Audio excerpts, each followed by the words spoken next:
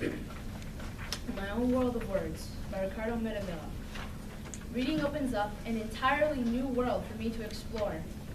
Willy Wonka and the Chocolate Factory. That book takes me to a literal world of imagination. Everything in the chocolate room is edible, hence its name. Or how about Alice in Wonderland? That book introduced a place constructed out of imagination. All these books, writing pieces, and fantasies can only truly be reached through my mind and my dreams. Then again, this piece is not about reading, because when I read, I am put in the setting and creation of the writer. But when I write, I can open up doors unimaginable. I believe that there are no limits to what I can do with a paper, a pencil, and an undeterred imagination. When I was little, I rarely ever picked up a pencil, only because my mind was on other important matters, such as sitting down, standing up, or staring at the ground. But as I got older, I started to get congratulated more and more on my writing. I began to absorb the attention and decided to continue writing stories and short stories. I never publicized them though. And by that I mean I never showed them to my friends. I always had a little archive of them in a composition notebook about that big. I would encourage my parents to read them because I wanted to see how they thought about it.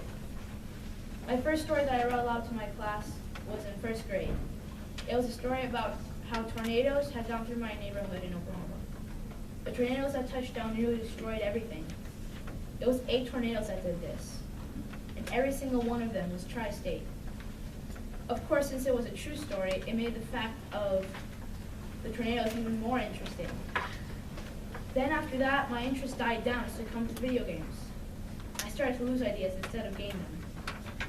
Unfortunately, about a year or two later, I lost my video games due to the fact that I moved from New York to Virginia. And during those 3 weeks that the game console was unplugged, I started to write short stories again.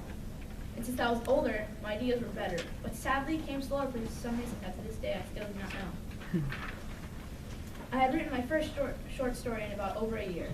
The title was Henry. It was about a dog that posed a safety hazard to most people around him. Ergo, he was deemed the world's worst dog. But another thing that came from writer's block was copying ideas. So Henry, in several ways, could be related to Marley and me. I read that story aloud to my class in 5th grade after I finally got the courage to sit down and speak words in front of a crowd. Everybody clapped afterward, so automatically I assumed that they enjoyed it. That encouraged me to write continuously. Then we moved again, and I misplaced the story I was in the middle of writing because the little composition notebook had vanished. But that was a good thing. I got a chance to start off fresh, and using some new things I picked up about writing stories in various language arts classes, I wrote my first book. The book is titled There's Heroes, Then There's Us. It was about a 12-year-old boy named Jack Thresher who fled his home city of Brooklyn, New York with his 3 other friends to escape the Nazi firestorm. It was 83 pages long. I was so proud of myself for doing this that I wanted to show the whole world what I had done. I only did not do so because of my introversion. I showed people within my family the story, and they enjoyed it. In fact, so much that my mom almost every day nagged me I should get that published.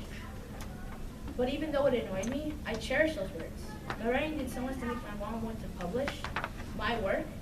I wasn't going to stop now. More and more writing came pouring out the right side of my brain. I was having so much fun writing. I eventually switched to a computer and began another story. Then in the process of creating that story in Word, I realized something that I should have realized a long time ago. Whatever I put in my story would happen in the story. I don't need to follow the laws of physics. I can define them to the point of complete exaggeration. I don't need to put my story on on Earth. It can be on Pluto for all I care. I could do anything I wanted to in my story as there were no limits of reality. I finally got it. All this time, I had basically been writing nonfiction, but now I could do anything. Now this is where I started painting the picture for the readers. I really tried to integrate as much detail as possible just to do what other authors do when they write their books, place the reader in their imagination. But just because all writers do the same thing when they write a story, definitely does not mean that they write with the same style. Every author has a different 1, outlook on life, 2, a different mindset, and 3, an individual plotline to their own tales of wonder.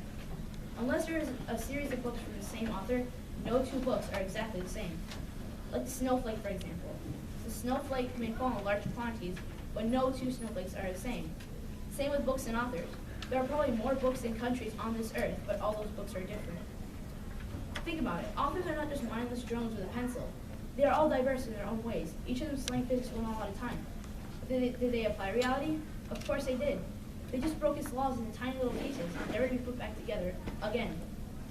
The point is, creativity is a magnificent tool that's been used for millenniums, for countless amount of things.